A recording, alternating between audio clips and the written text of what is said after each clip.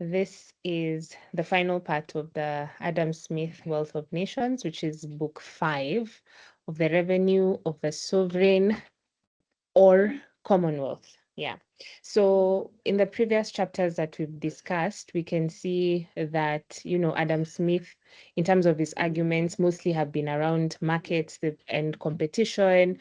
We've talked about the division of labor. But then book 5 reminds us that, Smith is not just arguing from an economy without government. Instead, he begins to explore the important question of what responsibilities do belong to the state and how those responsibilities can be financed. So here we'll be attempting to answer an equally important question. So once society has created the wealth, how should the government use and manage the resources for the common good? So this book is divided into 3 chapters. The first chapter that will be discussed by Leo will be on the expenses of the sovereign or commonwealth.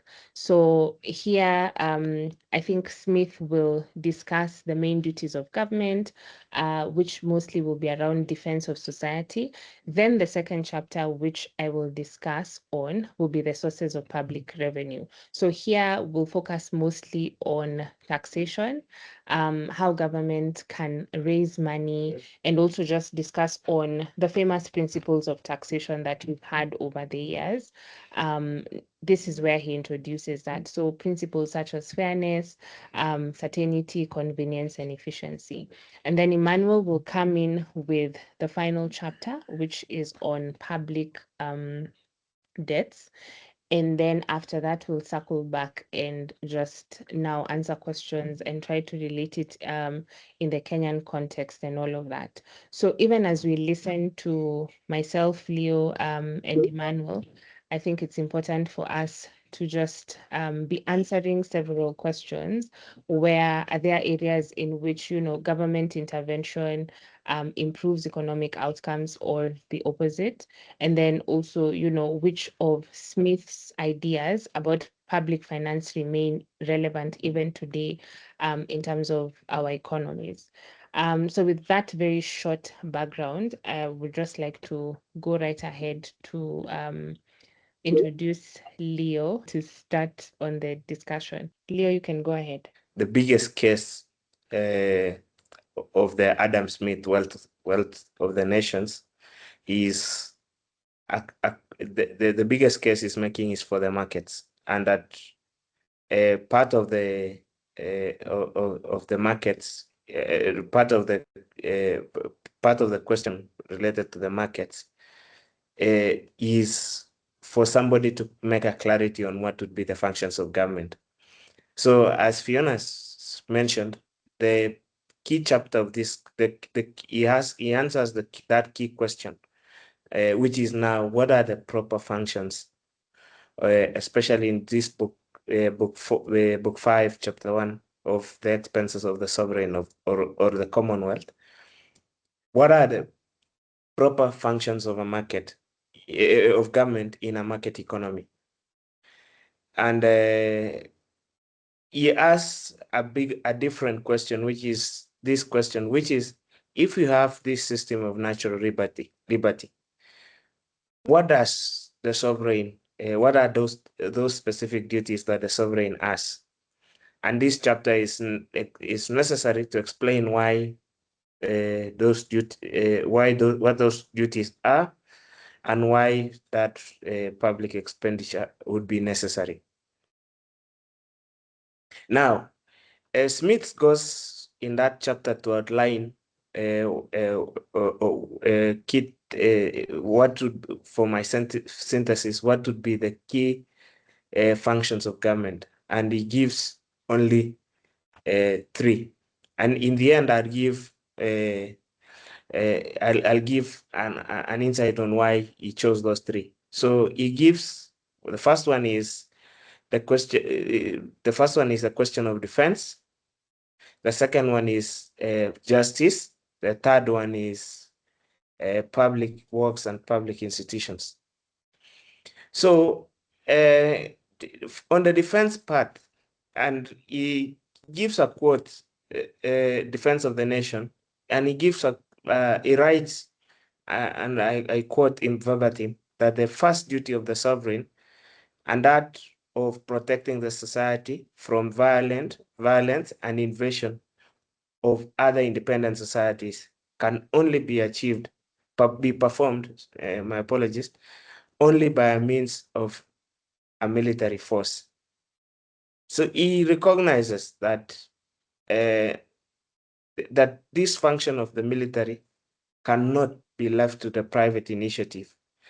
Remember that Smith, when he was living and writing and making these arguments, it was close to 250 years ago. Conquests from different nations against other nations was a common feature, but also it was a common feature, but also that the military assets determined who wins majority of those conquests. So he gives this, and he gives that historical logic that you recognize. He recognizes that to quote him verbatim also, he recognizes that every man is a warrior as well as an hunter. And as societies become more commercialized and more commercialized, he says that citizens cannot simultaneously be soldiers. So he makes an inference of that, he makes an inference from that, from specialization, and says that you cannot, as societies, when it was hunter and gatherer society, you did not need standing armies, but now a standing army becomes necessary because society has become more commercialized and more and more and more specialized. So economic development is not a question, does not necessarily actually decrease the cost of defense. It becomes now imperative for the state to develop that capacity to be able to fight that advancement. And in modern times, we see it. At that time, it was the question of having a standing army. In modern times now, you see that the warfare has become more specialized. It has gone into from armies to missiles to tanks to now the drone warfare. And you also see things like cybersecurity being, it's not a question of who can fire more, it's a question of strategy, a question of leverage, it's a question of other things, like, for example, the question of keeping maritime waters open to international trade. So it becomes more of a necessary thing for nations to consider. So the second part where he gives that is what the state should do is he recognizes that access of justice, the administration of justice.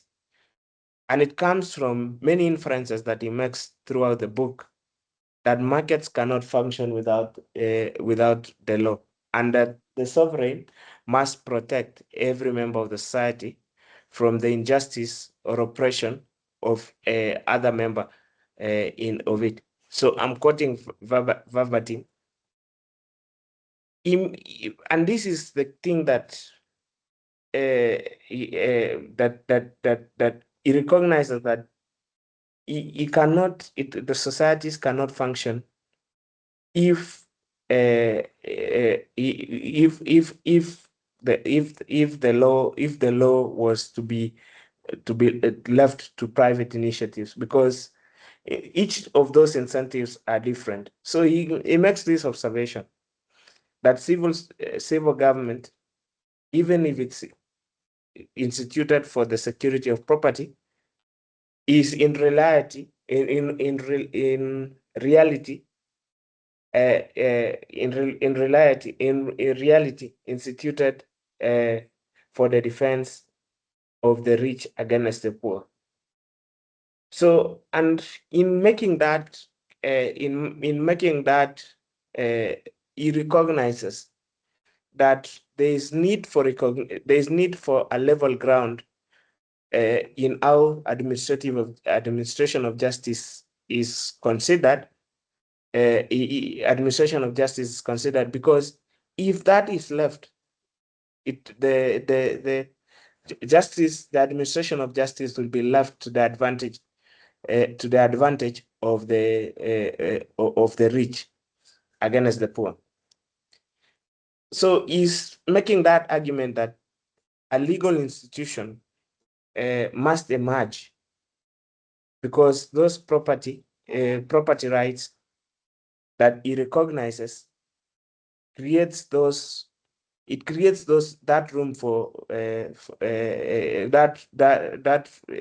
property creates conflict, which requires that impartial adjudication, and that can only be done if the access of justice is provided. And then he also makes this argument that in that administration of justice, the judges must be independent, they should be separated. Like, it should not be a question of that those decisions be rendered with the influence of either the sovereign, or at the same time, or any other, or a rich person, where he makes from where he makes that famous observation. And in that essence, it plays out. So that argument forms the basis for how the modern courts operate, how contracts are enforced. It makes a question that given that Smith in the Wealth of Nations recognized that during that time, that there should be courts that adjudicate questions related to property, because he recognized that at one point there would be infractions, and those infractions would definitely lead to for that requirement, that for the law, for that adjudication to happen. Then the last one is that public works and what he call public works and also public institutions, which we can call public services. So Smith recognized that a sovereign must be able to provide specific public services that what he called socially beneficial, but privately and profitable. So he makes this specific word to say that the third and the last duty of the sovereign is that of erecting and maintaining those public institutions and public works, which can never be for the interest of any individual or a small number of individuals to erect and maintain. So in making this specific case, he gives those examples like harbors, roads, bridges, canals, that because this is a recognition of what modern economists would call the market failure, because some of these public services, if the marginal benefit is lower than the marginal cost, definitely a private individual will not be able to make those specific investments. So this is something that he says that only governments can be able to do. And he gives that reason that the profit could never repay the expense of to any individual, and those benefits are spread across the society, while the costs are concentrated. So he gives, and that's a very good example. Later, economists like Paul Samuelson, and others developed now what the theorem for what we call the public goods. And you can see specifically on this third argument for what sovereigns are required to do, that Smith actually, that they are not the original creators of that. Already Smith in 1776 had already seen, even though he did not he did not canonize what we call them now public goods. He set out those principles by recognizing that those specific projects that are not are socially beneficial but privately unprofitable, it will require the government's intervention. So and in that public services, he makes this argument for education, where he says that that he calls for that government involvement in education, and he's saying those for promoting the instruction of the people, and those are the things that that Smith recognizes. So what do we take from this? And one thing that you see is that Smith recognized public goods. What modern economists would now would look at, he recognized public goods. He also recognized positive externalities. He recognizes the role of government in infrastructure investment, but also human capital development. So Smith's biggest concern is that the government, the sovereign or the Commonwealth, should be able to, which we infer now to mean government, which should be able to serve legitimate public purposes. And it should be interpreted to say what he meant is that what government should do, and that he provided that this public defense, access to justice, and those public services, which is something that provides that binding principle for that binding principle for what forms what should form government, that the sovereign has those three duties to attend, which is that defense, justice, public works, and public institutions, which now economists have canonized those principles in form of public goods, public externalities, those externalities, and that for prosperity to happen, the economy not just requires markets, but the state to be able to provide those key things, those security, justice, and essential public goods. Thank you so much. Looking forward to the next phase of this. Thank you. All right. Thanks, Leo. Your chapter builds into mine very, very well because, and I must say, this was quite a long chapter, considering that some of the chapters that we've read before were shorter, because I think this one was more than 55 pages. But nonetheless, so Leo has taken us through, what government should be able to do. And he's put them into those three categories defense, public works, and also administration of justice. So this is why government needs money. But where does it get its money from? So Smith argues that, whether it's government in the past or today, they all require revenues to function.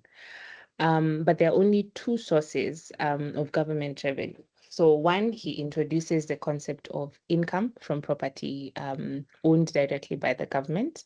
And then two is he talks about taxes that have been collected from citizens.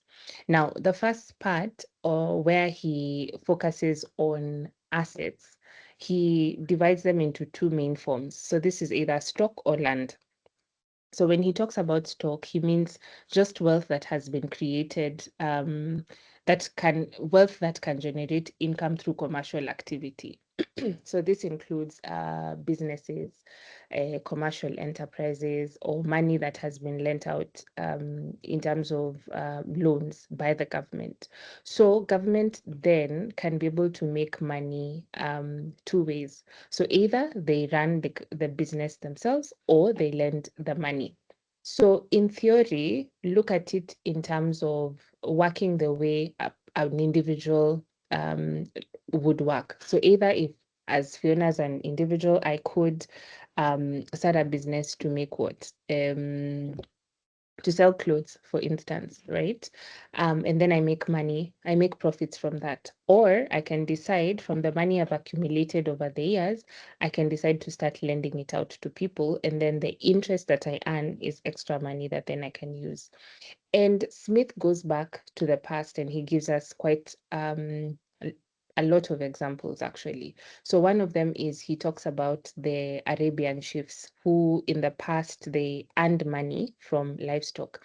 So they would sell the milk, they would sell the animals, or in other instances as well, they would get money from breeding the animals.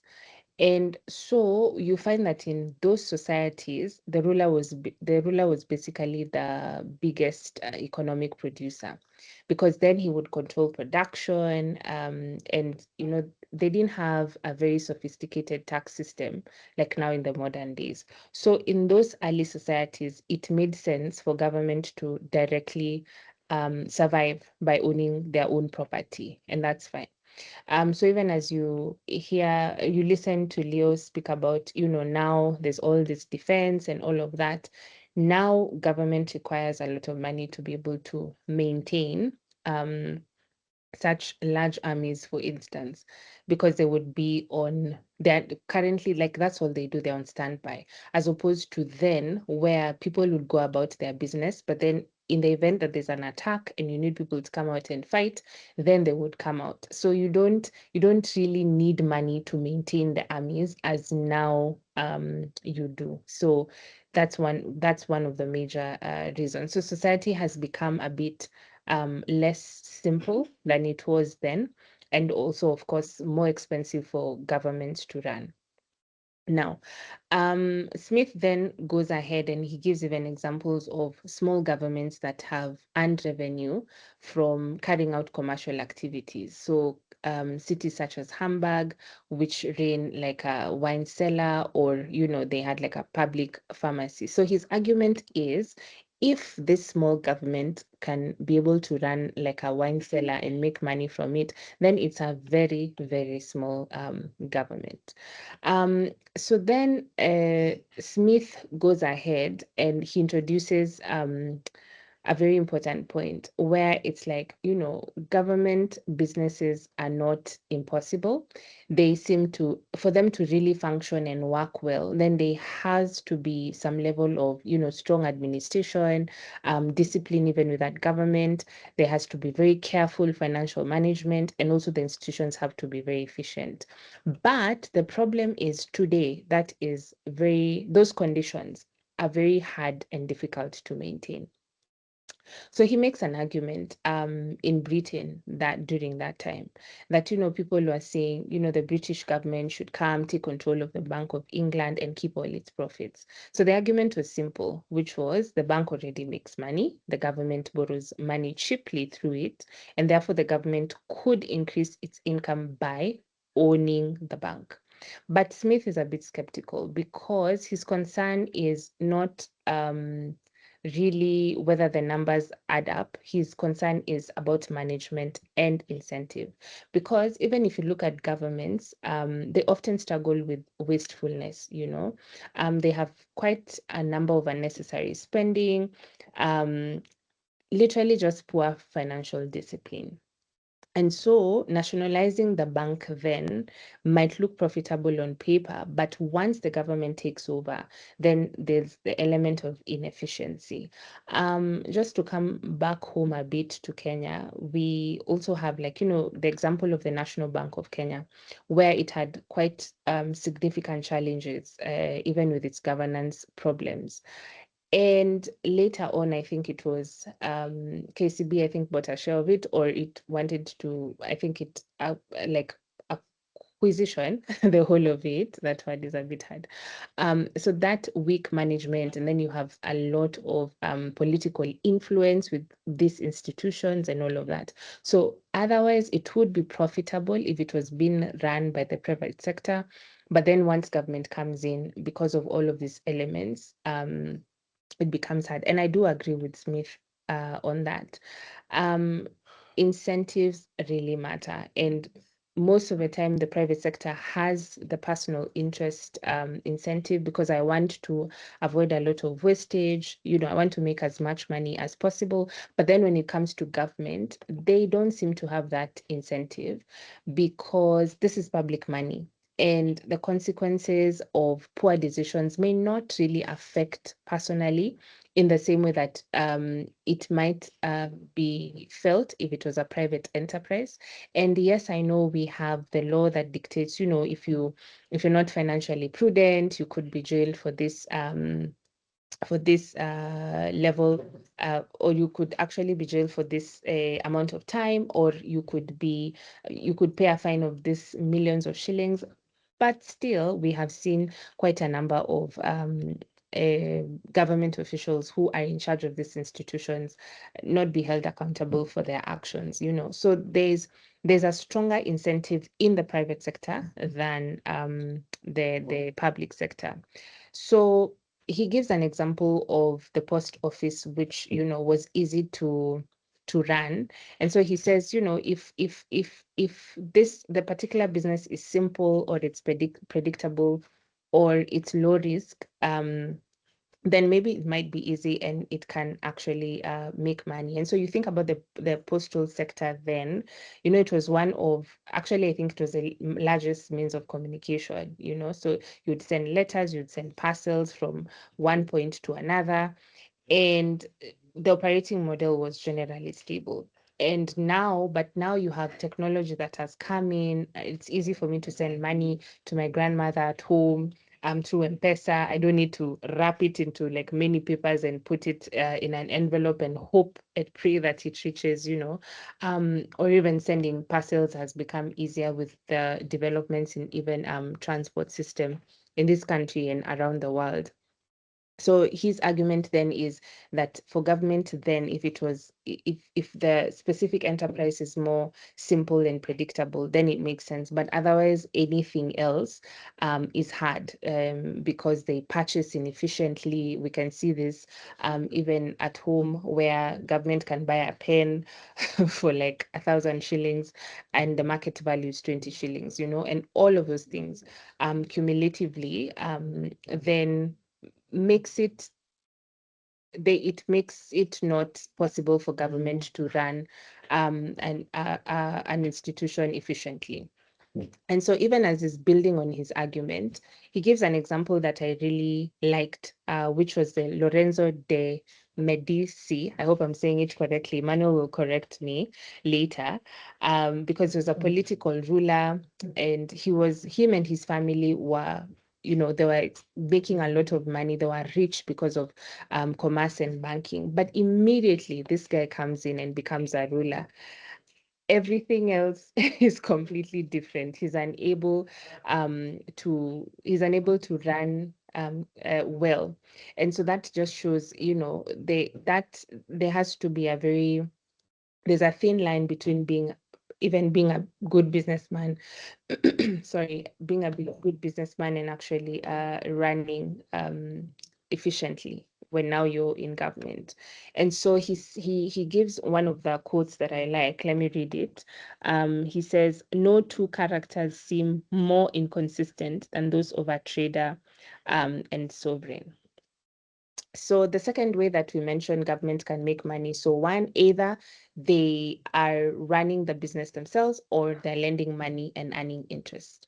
In Kenya, I think the best example would be the Hustler Fund, which was launched in 2022. So the idea behind it was, there's an entire share of the population that is not credit worthy, and all of those, and so they need to be able to get low interest rate loans, and so the government decided to come into the market and offer that. But then also repayment, I guess, has been an issue, administration, even of the funds and all of that. So in the end, it reaches a conclusion that governments cannot permanently rely on business profits or such financial investments or commercial activities because these sources are unstable. Businesses often will be marred by, economic downtowns. There's competition. If competition enters, they offer a better product. You can easily be chased away from the market. Sometimes there are losses. Could be environmental losses, could be any type of loss, but that generally would affect businesses. So as a government, that cannot be your main source of revenues. And so now he brings in the element of taxation after he's talked about all of that. And so he begins with a very powerful idea. So he says all private income in society comes from only three sources. So one, it either could be rent. So this is income that has been earned either through land or property. Second, it could be profit, which is through owning capital or actually running a business. Or three, it could be wages. So you've worked labor and working, you've earned some income. So then he says, regardless of what the form or shape that this tax could come from, it must only come from these three sources. So whether you think about VAT or you think about customs duty or income tax or property tax, it has to only come from the three, because either I paid through my wages, or I paid through my profits, or I paid through income from property. Yeah. So Smith's argument is that taxes may look different on the surface, but economically they always reduce to these three forms of income. So we also see him introduce a concept that economists also like to talk about, which is tax incidence. So who really pays the tax? Because when he is talking about profit on capital, he argues that if I own capital as Fiona, the income that I receive may come in two forms. So it might come as interest, which is capital that is lent to someone else. So, or it might come as extra profit. So this is what I actually earn from taking the risk and managing this specific business, So as a business owner, I do not simply provide money. I also have to make decisions. I have to organize production. I have to deal with uncertainty. And if you're in this country, you have to deal with a lot. And then there's the risk of actually losing this investment. And so Smith is saying that, this extra profit is not simply passive income. It's partly a reward for entrepreneurship and risk taking. Therefore, when the government attempts to tax profits directly, they're not simply taking away money from wealthy wealthy individuals, they're also affecting incentives. Okay. So people then might respond by changing behavior. And that's what taxes do, right? They not only affect incomes, but they also affect decisions. So let's think about me as a business owner who is facing a new tax on profits, right? The first option that I have is actually to increase my prices. So and when I increase prices, the person who will be affected is not me, but will be the consumer. And this is very important for us to always think about, because it's not just focusing on who does the government tax, but who actually loses income because of this tax, which also leads me to conclude that the government cannot decide who pays a tax simply by deciding who is legally taxed. Okay, so then that goes into the tax incidence. So we've talked about the concept that is introduced, so taxation, tax incidence, and then he comes to the famous four principles of taxation, which he believes a good tax system should follow. Now, these are commonly also known as the four maxims of taxation. So the first one is fairness. So you tax according to one's ability to pay. So this depends on literally one's ability. So if, for instance, and look at it in the sense that, so for instance, Leo, myself, and Emmanuel all own like 10 acres of land, right?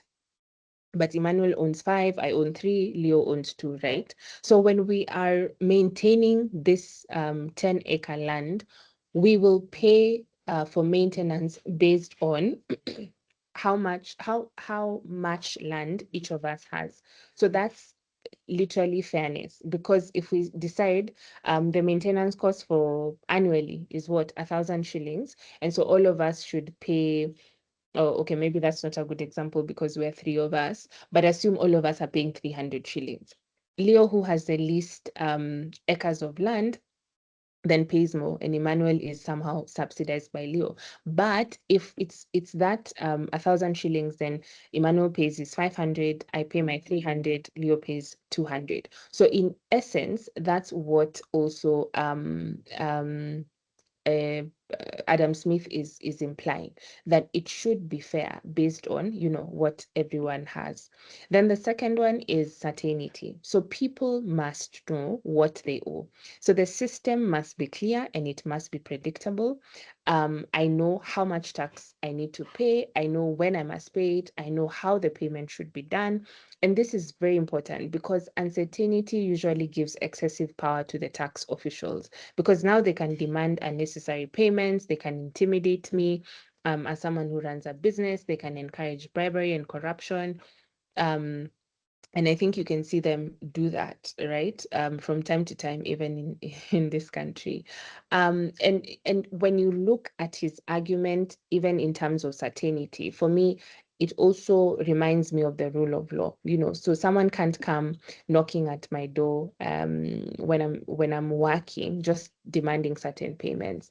And even if you remember, like in the olden days, the Roman government would appropriate more than is actually sometimes required. And so that's why some of the citizens in the countries that they had taken over felt that, they were unfair. And the famous Bible story of Zachariah, who Jesus comes and he tells him to return all the money that he had illegally taken from the citizens. So just an example of why certainty is very very important. Then the third principle that he brings about is convenience. So Smith argues that taxes should be collected at a specific time, and the method of payment should be made easy. So the timing of taxation should match also when the taxpayer receives the money, for instance. So like, let's take consumption taxes, right? They're very convenient because as a consumer, I pay for it when I purchase the goods. So if I don't buy the bottle of juice, I don't end up paying, VAT or excise that is slamped on that specific liter of juice. And so but the thing is, when you look at Kenya's example, for instance, businesses are required to pay VAT, I think, every 20th of every month. But then sometimes they pay for goods that fine they've sold in that month, but they have not they've need in that month, but they have not yet received the money because a lot of businesses operate on credit. And then sometimes they're not able to get that money back. And so what happens is that then later, because I can sell to someone and they close shop, And so later, after some time, I have to go get that money back from KRA, or rather ask for a refund. And I can only do that once, the date of the invoice was 2 years, 2 years after I sold it. And now with the finance bill, they want to increase it to 3 years. Anyway, before I digress, so that convenience is important. And then the fourth one would be efficiency. So taxes should not cost more than they raise, all right? So it should not take us as a government 100 shillings to collect 50 shillings. That is not efficiency. And so Smith is arguing that, sometimes this inefficiency comes about because we have so many tax officials, or we have taxes that are discouraging economic activity as they push away companies from setting shop in a particular country or in a particular area. um, and then and case in point, I think we've seen this when companies have actually moved out of countries because they're saying the tax regime is not favorable, the taxes are too harsh for us. And why he supports this is because he's saying, look, harsh taxes create evasion, and we can see this where people are probably even hiring a whole tax consultant so that they can tell them how to evade taxes. Um, Sometimes I know there's avoidance and evasion, but just how for them to limit completely the amount of money that they're paying. Or some just decide, you know what, nope, I'm not going to do that. So after discussing all these four general principles: efficiency, convenience, certainty, fairness, he goes ahead, I think, like the lecturer he is, and he goes ahead and he moves from theory to actually examining actual taxes.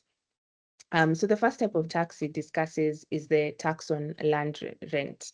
So a land tax is simply a tax placed on people who earn income from owning land. So Smith explains that such a tax can be designed in two ways. So the government can either charge a fixed amount where the tax is determined by the location or the historical value of the land, or it can charge a variable amount. And just to move away a bit, even from land tax, and to mention, I think we've seen this even with the types of taxes that we have. It can either be a fixed amount or it can be a variable amount. So think VAT, right? VAT is 16% for a lot of products. But then you have excise, which, for instance, you look at like petroleum product, it is 21 shillings per liter. So regardless of the other costs, it will remain as 21 shillings for super petrol. So just to show you that then even for taxes, generally, that's how they're divided, fixed and a variable. So this so there's that. And so we sorry, there's a bit of noise. So now he takes the British land tax system as an example. So under this system, different areas are actually assigned a fixed valuation, and then the taxes are collected based on those valuations. The problem, however, that he brings was that the economies do not remain unchanged. So over time, some regions become wealthier, more productive and more valuable, while then others declined. So despite these changes, the tax system continued to rely on the old valuations.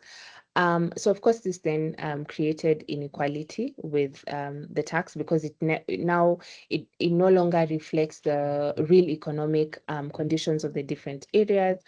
And so then he goes ahead and he speaks about, so he takes his four canons of taxation and he evaluates that based on the British land system. So in terms of fairness, Smith says, okay, I believe the system is not perfect because, some landlords are benefiting because their land has become more valuable, but the tax system has remained unchanged. Then when it comes to certainty, he says, okay, the system performs well because people know exactly how much money they're supposed to pay, and there's little confusion about the amount that they've already established. Then regarding convenience, he says the system is also effective because it is connected to land ownership and rental income. So landowners generally understand their obligations. The payment could be organized around the income from the land. So finally, in terms of efficiency, Smith considers the system relatively strong because the tax was fixed, the government did not require a large number of officials to calculate or collect it.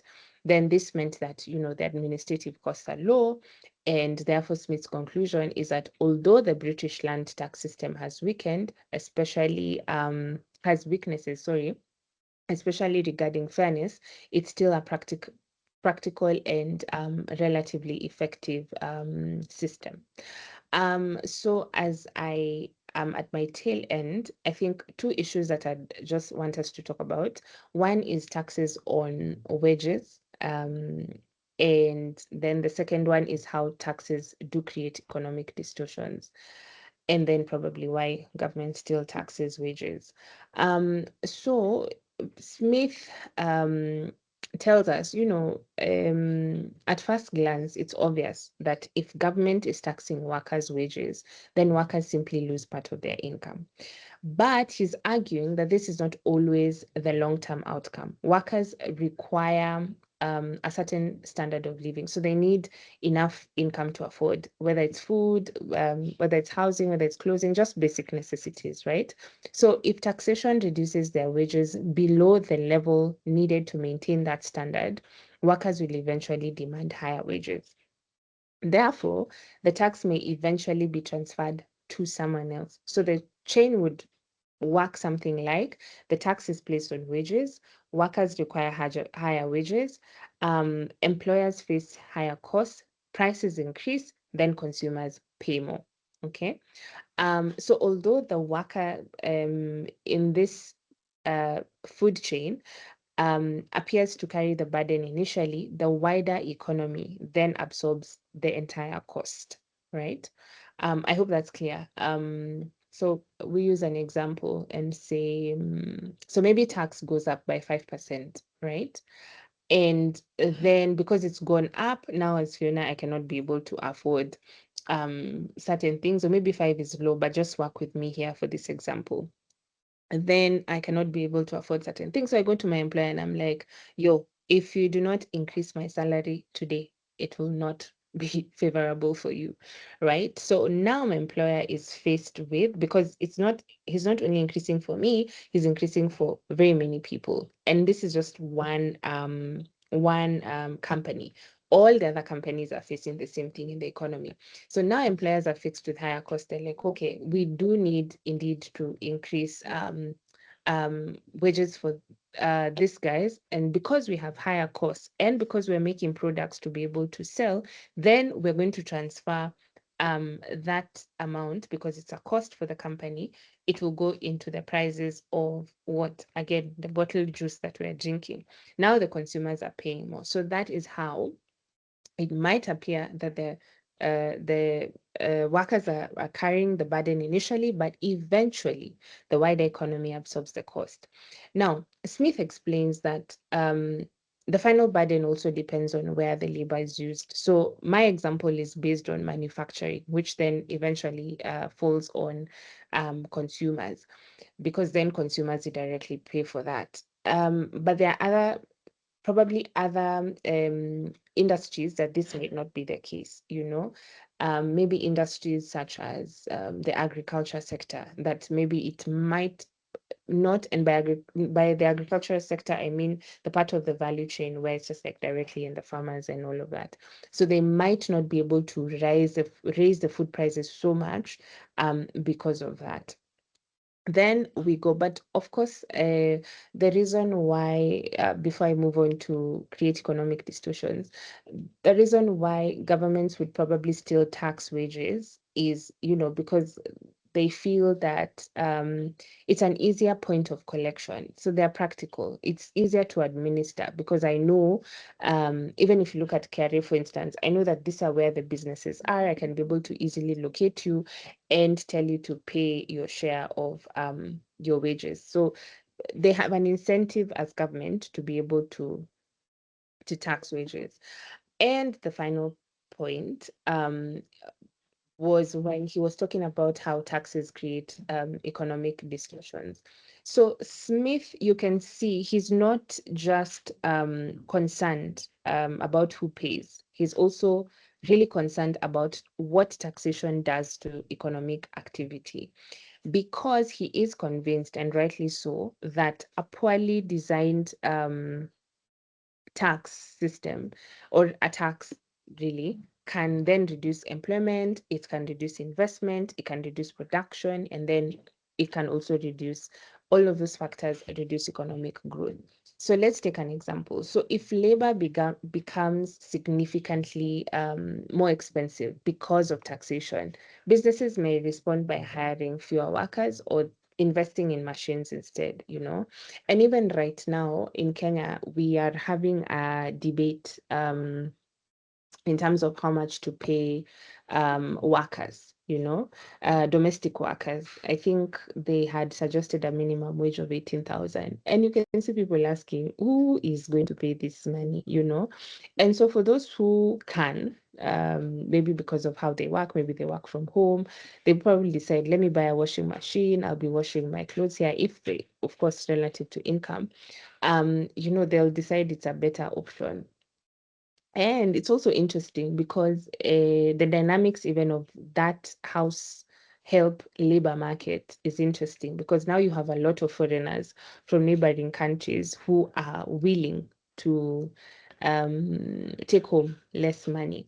So they'll probably tell you, me, just pay me 10,000 shillings, I'm okay. And so those dynamics, so the market as well can decide. So there's a whole section of people that may lose employment, and there are others that can. But then in such an instance, then have we really it's created some sort of economic distortion? Yes. So I don't know who to thank because I am the moderator. But I think at this point I will call Emmanuel to talk about chapter 3, which is of public debts. Yeah, Mano, you're welcome. Yes, Adam Smith chose to end this book with two things. First, he seems to broadly to talk about how um, to criticize other systems of the market systems, right? Specifically mercantilism. He talks here and emphasizes what the role of the government is in the two chapters covered by my colleagues Leo and Fiona. And then in this chapter that I read and now present, he gets into the folly of government and the ways that government actually works against um, the wealth of nations.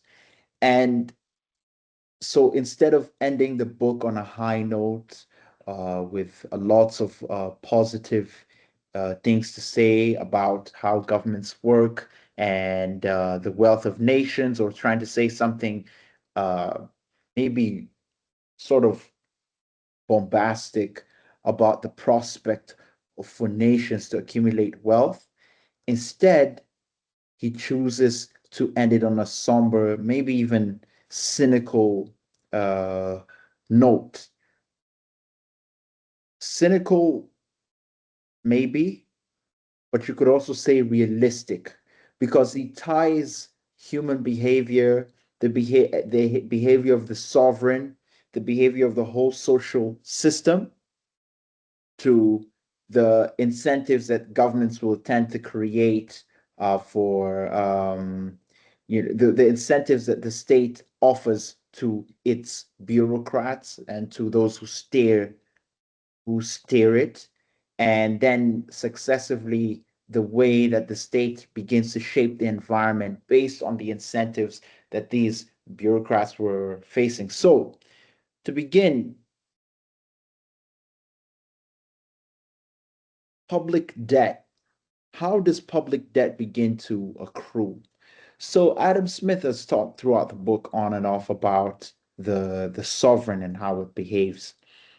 So he starts off by demonstrating that the sovereign, or at least speculating that the sovereign does not usually want to save money in preparation for war. Why does he pick the matter of war? Because it is war that is the primary cause of public of um, public debts that spiral out of control. So he points out that you have an economic system, you have a market, people are buying and trading goods, and suddenly you have a war. What can the king do or the sovereign do? The sovereign can either raise taxes immediately, which will be a materially and politically ruinous choice, or he can borrow. This choice is painless to the current generation, but will inflict pain on future generations. So what happens when you borrow?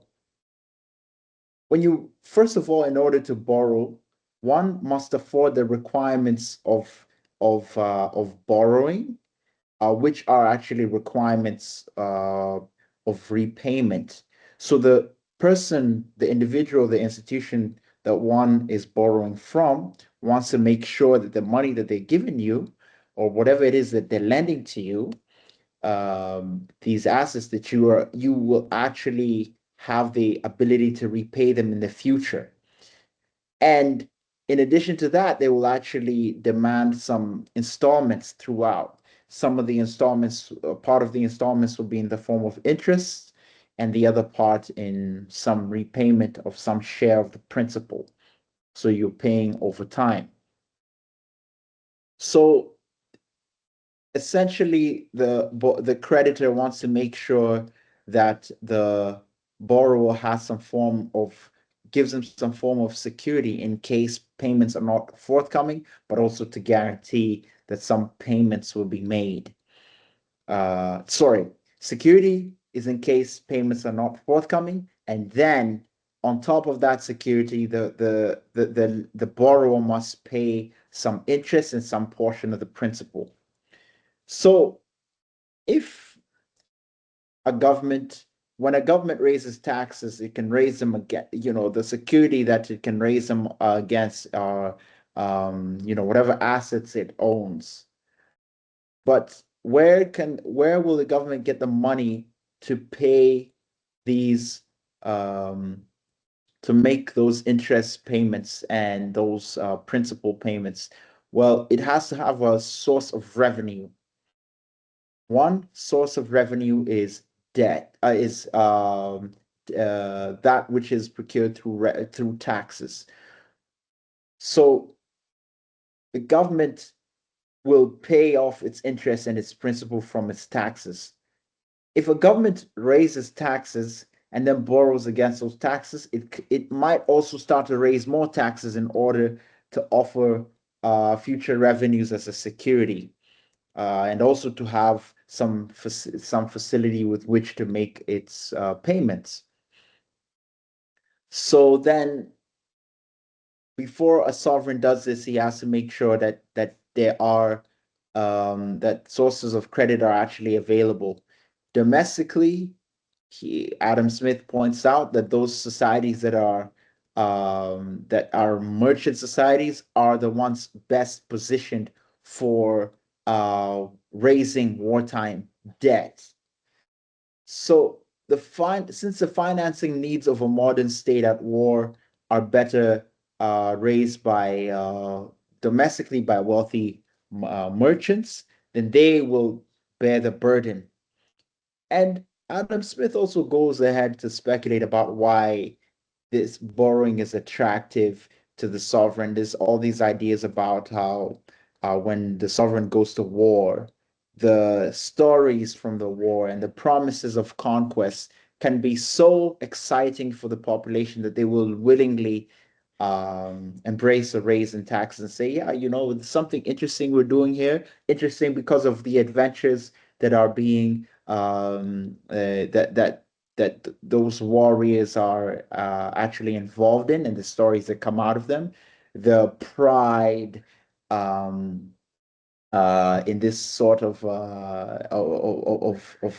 an these types of expeditions, and then they can also rest well knowing that they don't have to bear the brunt of the war. So as long as the taxes are not rising too quickly and are not too high, and are actually meeting those criteria as proposed by Fiona, then the population would be pretty happy to continue paying taxes, and then the sovereign can carry out the wars that they feel are needed, or that they feel they want to undertake.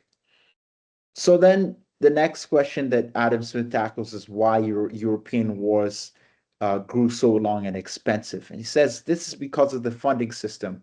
When governments devised these interest bearing and transferable government bonds, so they give you a piece of paper and say, because you own this piece of paper, you will have the right to earn the interest, and that this piece of paper can be its ownership can be transferred. Well, it made it very attractive for merchants to come and say, we're gonna get a sure source of revenue by just parking our money in government bonds. And then the government also created this, what they're called sinking funds. So they set aside revenue to pay down the principal of debt every year. But then Adam Smith asks a question. Why is a sinking fund a cruel mathematical illusion? That is, why is it that the idea that we can set aside revenue to pay down the principal every year is actually a lie? So he's saying money set aside to pay off debt is borrowed right back during the next emergency.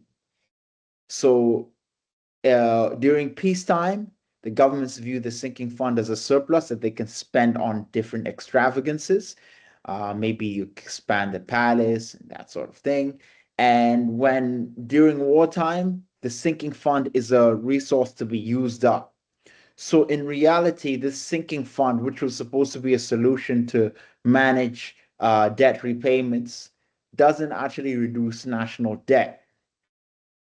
So then Adam Smith gets into the draconian consequences of heavy public debt. So debt servicing actually has a negative effect on the socioeconomic fabric of society. It talks about the crowding out of productive capital. As merchants give out more and more money for lending, this is money that they're not spending on productive economic activities. So the state borrows vast sums from private hands. Um, these private hands could have spent it elsewhere and they didn't. And so, and the state's own expenditure is not productive, it's unproductive. They're just paying wages for soldiers, they're paying for weapons, they're not doing anything productive with this money. Arguably, as has been covered before, defense is something a private individual institution would not engage in, so it's incumbent upon the government to spend on defense.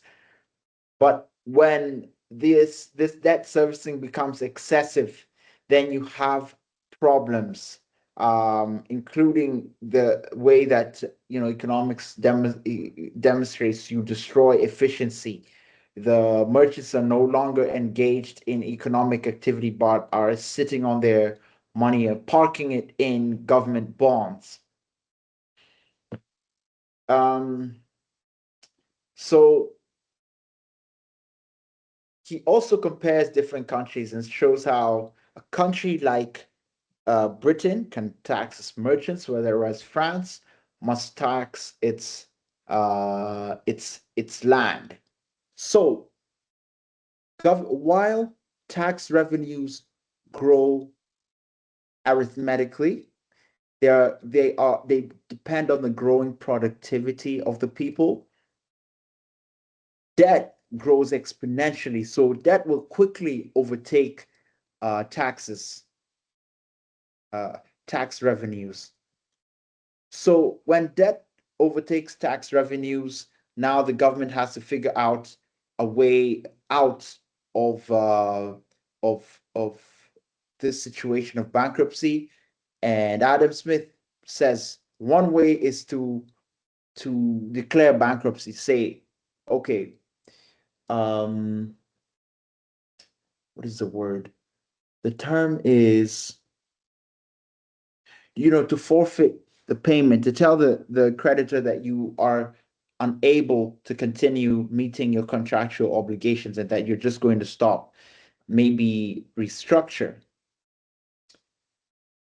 That the next option that the government has is to pay back the debt, but with coins, right? With treasure that is actually of value that's falling, it's diminishing. So saying that you corrupt the coin, you raise the denomination, but this is an injustice.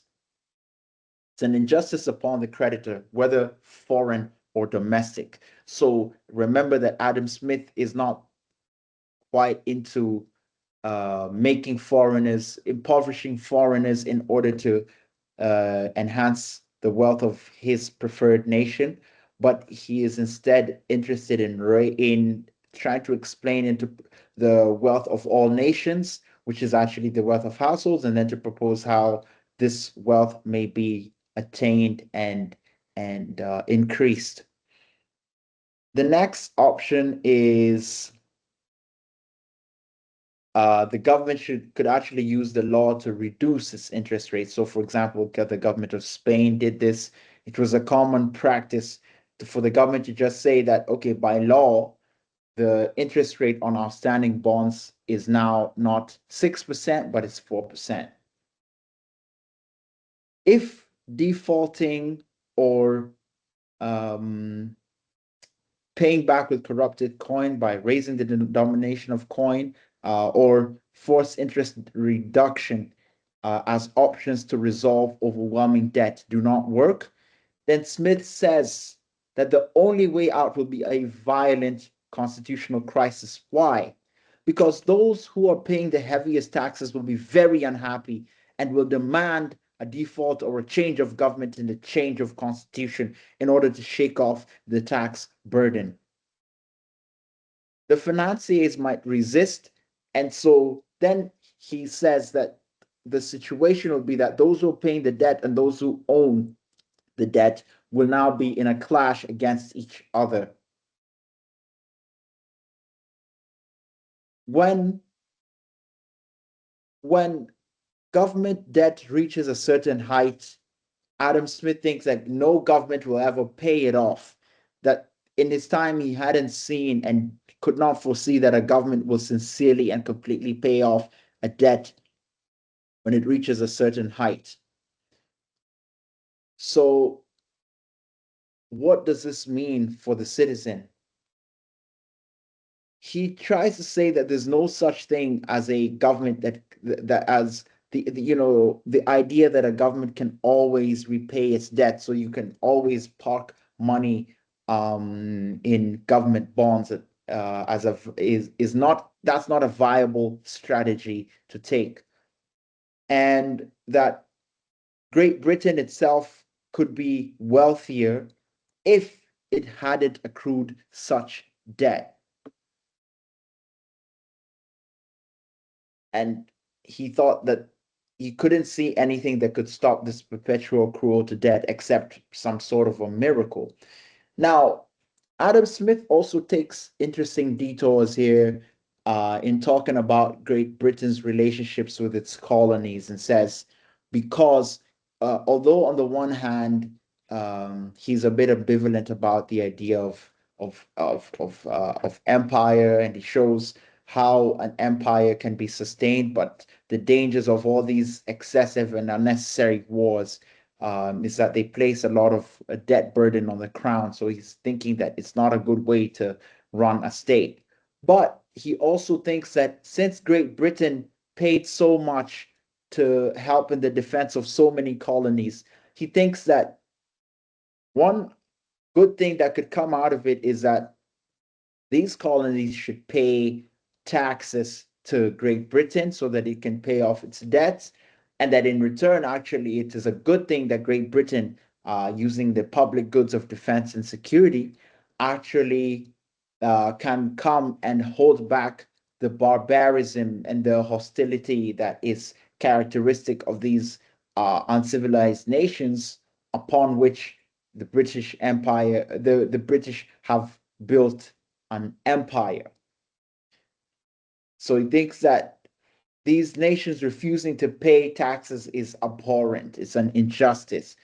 And actually, they'll be better off joining the fold as part of Great Britain. So I will end my comments there and invite my colleagues for further discussion. Yeah, thank you so much to the both of you. I think I have a few questions I would like to ask. One is, when Leo, you were talking about, like, when you based your argument on the three functions, do you think that if Smith, what would Smith think about welfare programs such as social protection now that a lot of governments are doing, or universal healthcare, or unemployment benefits and cash transfers? Do you think he would support it, even in his when he's saying that, these are the duties of government? And then also, I don't know if how he would think about government failure, So I think he identifies very well the situations where market fail to provide socially beneficial services, but then does he recognize the possibility of government failure? Yeah, I think for now, those, as I marinate on Emmanuel. Yeah. So thank you so much, Fiona. The key thing that you recognize from Smith's writing is that he was trying to define the limits of government Yeah. by actually providing the three key functions. And so he recognizes market failures. An humanitarian crisis, for example, would sufficely form a good example of a market failure, because that market failure, that aspect of market failure would not it's something that very few private sector people would actually come to undertake that responsibility. However, so in the earlier chapters, he had made a very very good what you'd call contradistinction, where he actually provides he lays out a ground for why markets are important and why markets should function efficiently. And then he provides he lays out that ground again for how governments would affect those markets. So he provides those two areas where and that's why for social welfare programs, unless for specific cases of externalities like humanitarian crisis and many other places, you will not support that, because it provides this distinction where why market should work, but it also recognizes that there are specific areas where markets would fail, and where markets would fail, you would support those. And I give an example of, for example, humanitarian crisis. But now for other private initiatives, you will not support, because social welfare programs, not all of them have that outward facing issue where they failed, which seeks to provide to solve that market failure program, but in essence tries to, yeah. Okay. So that's so that's my response for the same part. Maybe you can ask Emmanuel, then I'll ask your question. Okay. Maybe, I don't know. For Emmanuel, probably would be whether Smith would make the same criticism of debt that used to finance, like, infrastructure, education or technology projects that increase future productivity. So I just would like to see where you would place him in terms of productive and unproductive and unproductive debt, and whether you think he was also too pessimistic. Okay. So I think what he from what I gather from this chapter, he tried to focus more on the causes of when debt starts to rise very quickly out of extreme situations like war. Yeah. And that he's focusing on two things. So on the one hand, that states he thinks that states should be better prepared before the onset of war and better manage their funds, so that when war breaks out, they're prepared for it, rather than the contrast which he saw in his time, which was states weren't well prepared for war, and then suddenly war broke out, and they accrued huge amounts of debt very quickly because that was the only way that they could justify. I mean, they could pay for the war without imposing too high a cost on their people.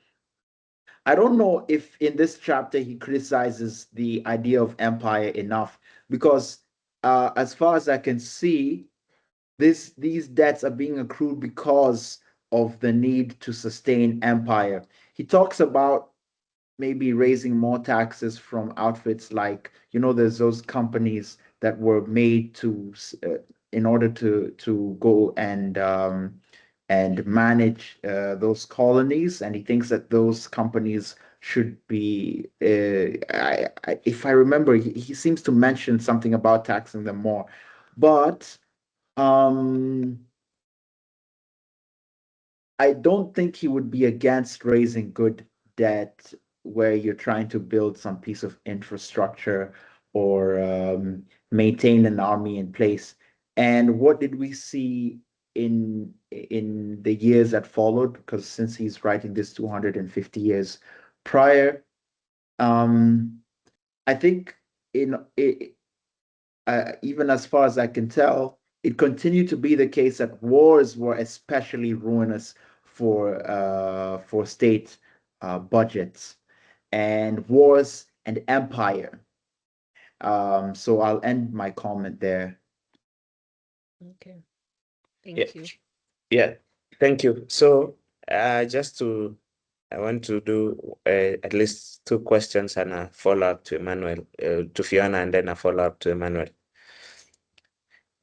Yes, so it provides, as you've explained, Fiona, it provides a very elaborate mechanism on how government would be funded and those sources of revenue. Would Smith support the expansion of state corporations as a way of promoting government revenue? Then the second question is the specific trade-off, and I know you must have, you followed yesterday's debate in Parliament. Which specific trade-offs exists as government pushes for more resources from taxpayers? And how does that affect democracy? That's a question yes. How does that affect democracy?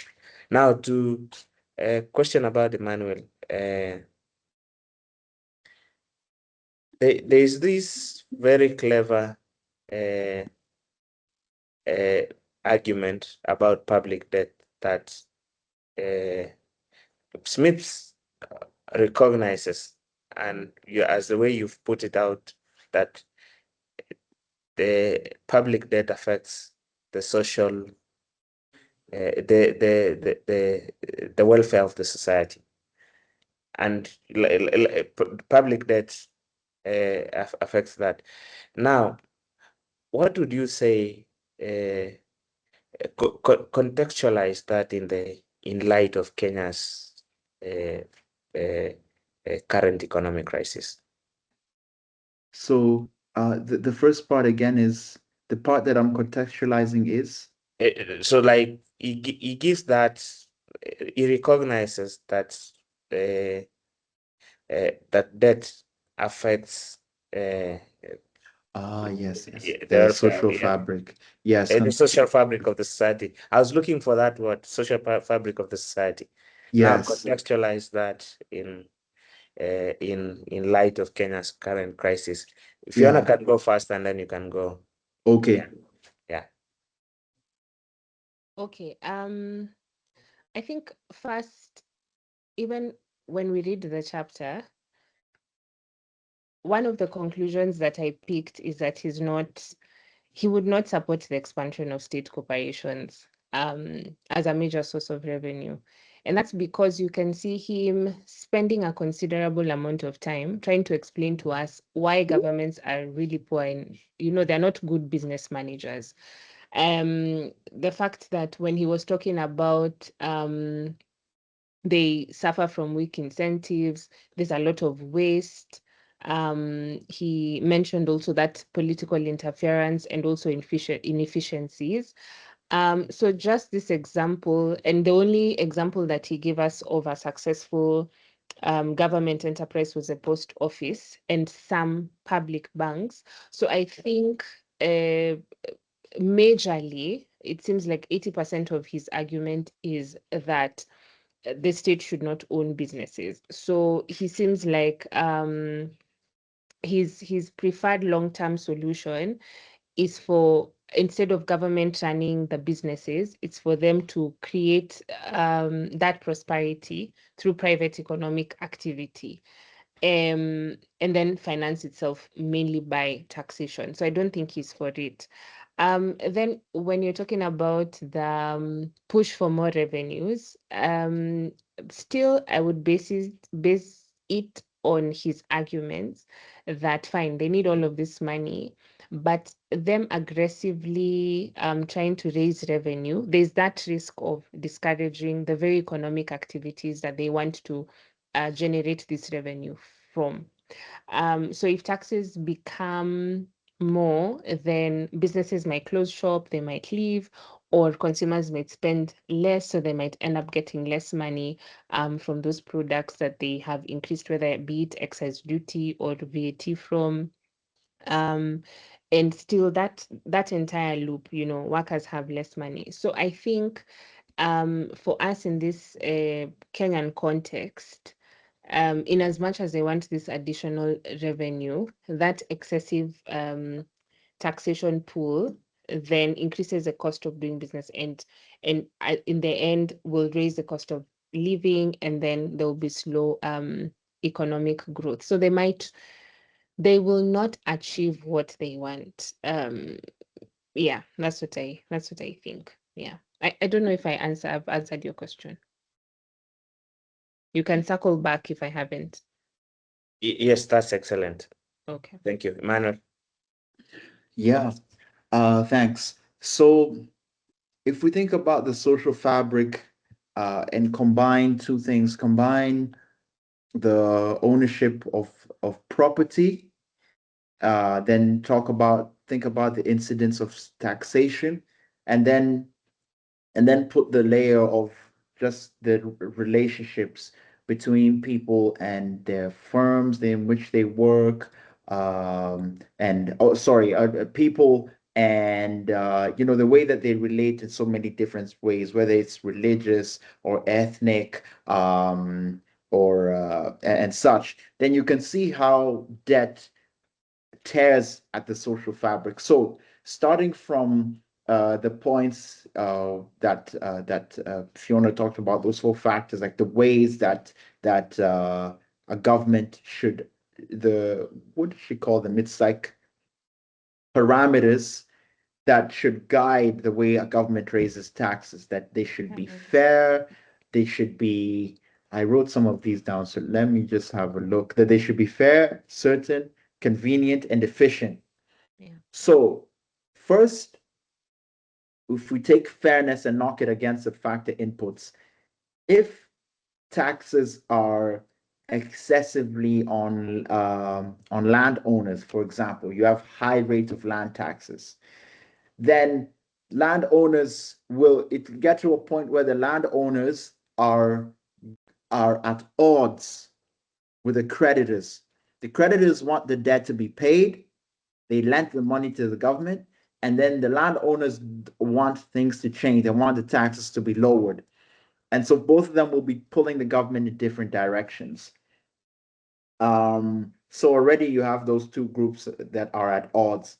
And then it only becomes worse when grievances, now that emotional and psychological aspect and the historical experiences are poured on, uh, like like um, explosive material already to that gasoline. So already you have the problem of the conflict between the creditors and landowners, and now you add to that that there's an opportunity for this conflict to be aggravated by historical grievances.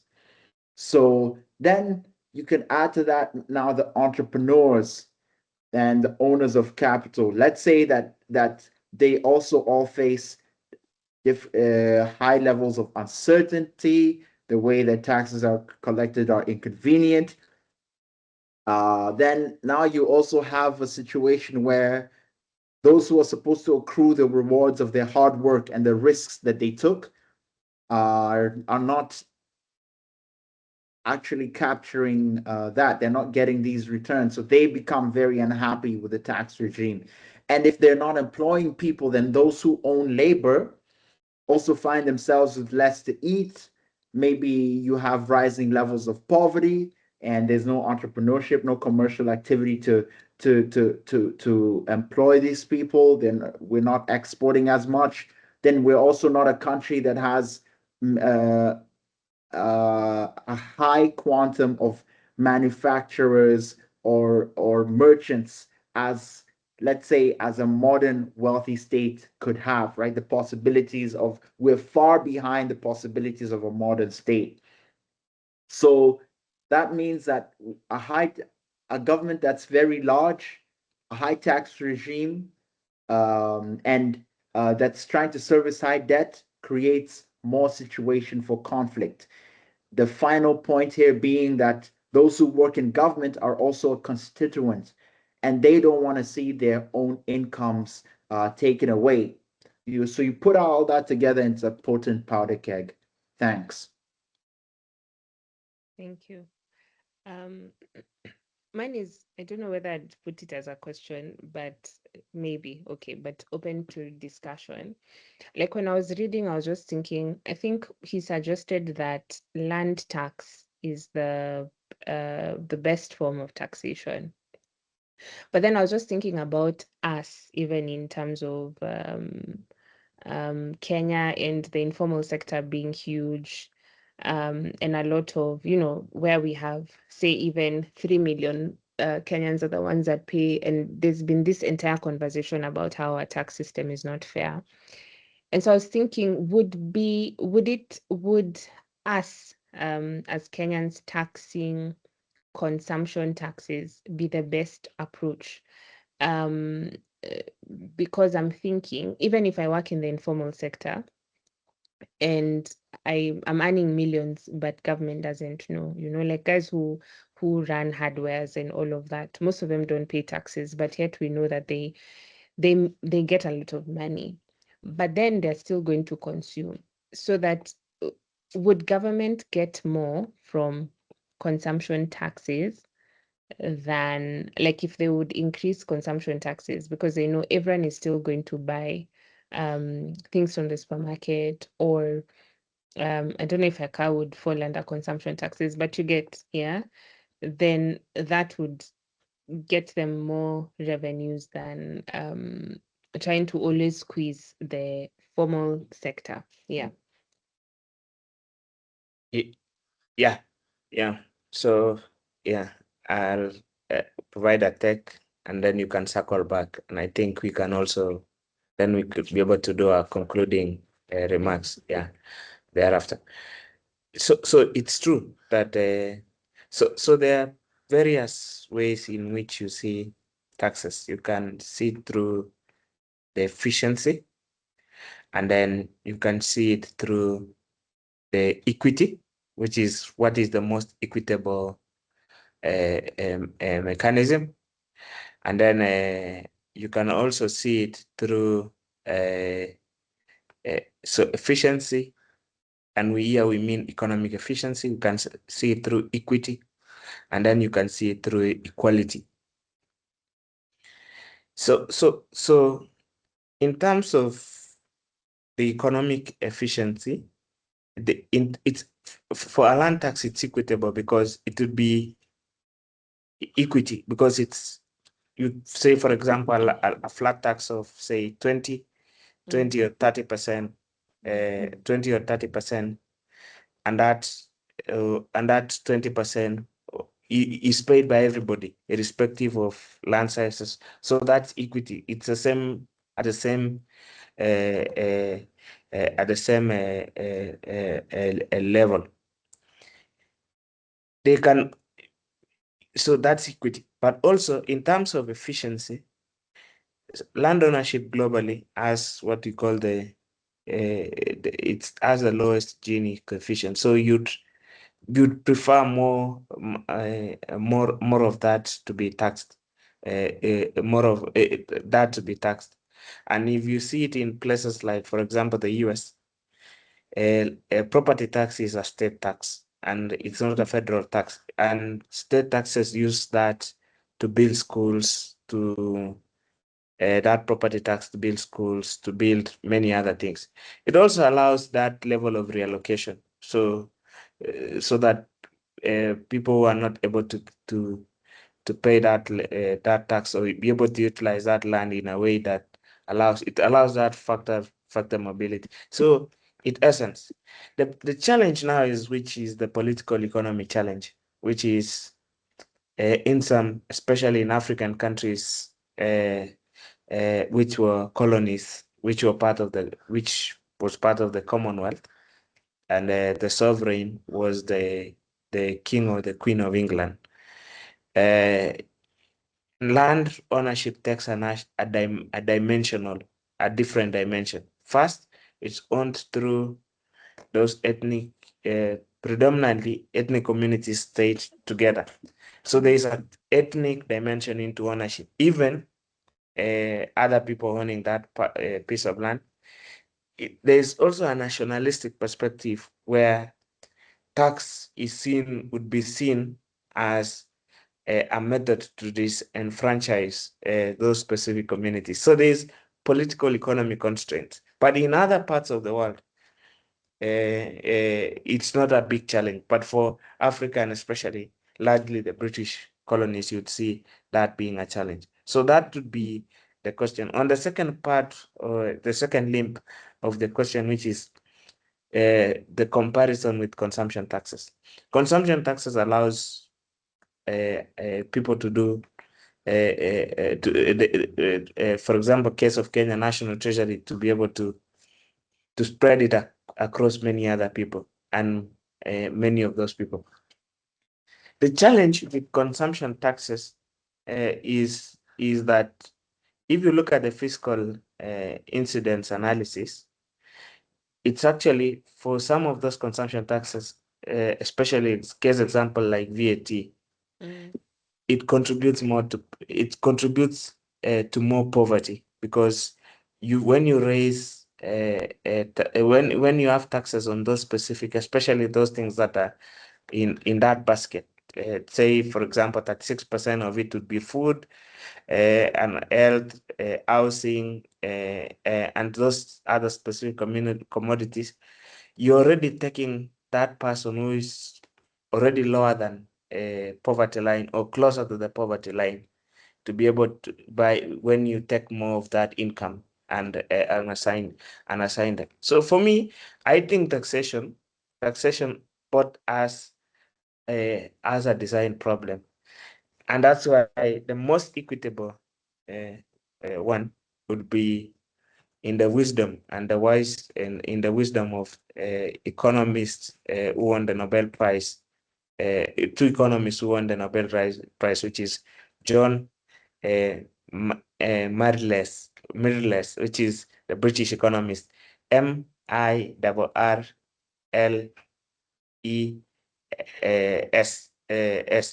and then Peter Diamond, which is that you keep them low. Whichever form of tax that you design, you keep them low, because each of those tax designs has an opportunity cost. An opportunity cost of consumption taxes, the people who bear the most brand would be the people who are not who are already in the poverty line, below the poverty line or closer to the poverty line, and that in itself is so the biggest design issue is to bring it closer to those. But for property taxes, it's a good measure to tax them. And the biggest, you even see in the way fiscal federalism would work better if county governments are allowed to implement the Article 209 fully, which is for them to be able to tax property and tax them to now to at commercial face value. The problem with that is that they've not provided that ground. They've not run those governments properly to be able to make that tax politically acceptable at this moment. But it's part of our constitutional structure. So thank you so much. So yeah, Emmanuel. So actually, if you could repeat the question specifically. It was about taxation on land, but could you just repeat it, please, Fiona? No, I was saying whether we think consumption taxes would be the best form of taxes. In fact, I forgot to add that we would then reduce or do away like with income tax and all of that. Yeah. Yeah. Okay. I'm It was not just sure. it was just a Yeah. discussion like what you Yes. think based on Yeah. having gone through taxes and all of that, the best, especially in consideration to the fact that Kenya is very informal and there are a lot of people that don't pay their share of taxes. Yeah. Yeah. Yeah. Yeah, so sometimes I wonder if the question is whether those who people feel don't pay their fair share should be looked for. Because maybe now I'm just thinking from first principles. I don't know it for a fact, but I'm thinking, would it, I mean, isn't part of the reason they remain informal that it's very difficult to find them, to pin them down. And if we try to find them all, maybe the cost of finding them exceeds the value of the tax raised. And I wonder if the question is on how well we spend the taxes we raise and why we raise as many taxes as we do in the first place. And so maybe those who own land and those who own capital and those who are entrepreneurs could do a better job of fighting against the prevailing tax rates. And of course, it's not a simple prospect because you have the collective action problem. How do we all get to agree on what the problem is? And then you have the problem that those who want the taxes to remain, and especially direct beneficiaries, would also be actively trying to prevent that. So, and then going back to the question of what should our tax regime be doing, delivering public goods, and at the same time being a part of a broader policy framework that stimulates economic activity, that is also part of the guardrail, or at least pushing us towards um, more industrial activity.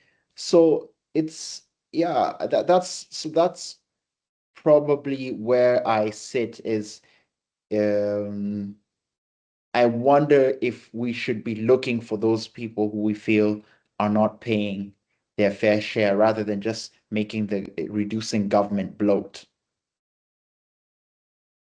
Okay. All right. Thanks. I think we can now go into any concluding remarks. I'll start with you, Leo, and then Emmanuel, then I'll close. You're muted. So for today, the chapter today, on the expenses of the sovereign, one thing that you notice is that Smith's uh, foundational Smith recognizes the foundation, the first principle in economics, which is that we consider resources as scarce. And when you consider resources as scarce, you should be able to spend on what you'd consider as the legitimate purpose of government. And those specific legitimate should be informed by economic reasoning, which is that that access to justice, public services, uh, public works and public services, and also the security. And in that form of reasoning, there are key forms of riders, which is that government should only intervene when there is a market failure. Government should only intervene when should only intervene for those specific things when that provision of that service, which is socially beneficial, but cannot, that service is socially beneficial, but cannot be under, which makes it, but the cost is significant, which makes it difficult for a private actor to be involved. So those are the key things, which is, and it's a very big lesson for especially African governments, and in this case, the government of Kenya, that not everything can be done by government because resources are scarce. So you should only dedicate those resources to those things that only government can do. And that in itself becomes very politically sensitive, and is something that government should understand, and even the citizens that know that it's difficult to weigh those two things. And then Smith connects the three things, which is there are two things. If you want government to spend more, you should be allow government to tax more and to also borrow more. And at the end of the day, those two are in all these principles are in cannot go together. So you should be able to, government should only spend on those fewer resources on those key things that themselves they can only undertake. But if you want to force government to spend more on many other things, you should also be ready for government to tax more and to borrow more, which is something that I think should be a salient question even in the coming election. Thank you so much. I think one of the things that I'm left with is the bad taste on my tongue from the what I understand is a combination of a disinterest in and an ignorance in the the overall effects of our tax regime. And I interpret disinterest in the sense that I wonder why the what I might call the duty of citizens and of citizenship isn't carried out more vigorously.